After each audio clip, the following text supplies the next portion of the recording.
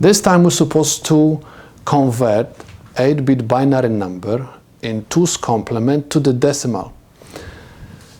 What we're supposed to do in this case? Simply write the weights over every single bit. I have 1, 2, 4, 8, 16, 32, 64, negative 128. Remember that the leftmost bit is supposed to have the negative weight. Why? Because 2's complement represent the negative number. Next, you're supposed to add the weights which are above ones. So I'm going to have negative 128 plus 16 plus 4 plus 2 plus 1 is equal negative 105.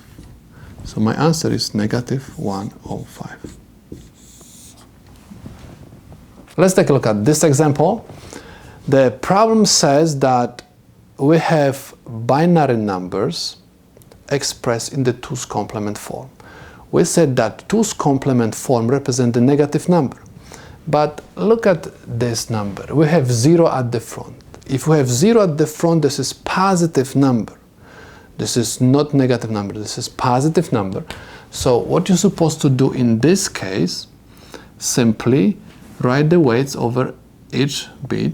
I have 1, 2, 4, 8, 16, 32, 64, and I have negative 128.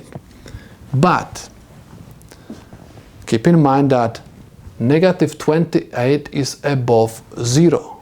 In order to find the decimal value of the binary number, we're supposed to add weights which are above ones. So what I'm going to do at this moment, I'm going to simply add 64 to 32 plus 8 plus 4 plus 1. And this is equal 109.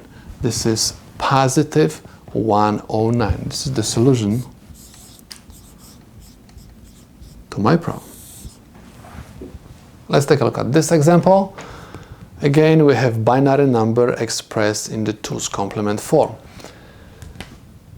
Again, we're supposed to write the weights over every single bit. So I have 1, 2, 4, 8, 16, 32, 64, negative 128.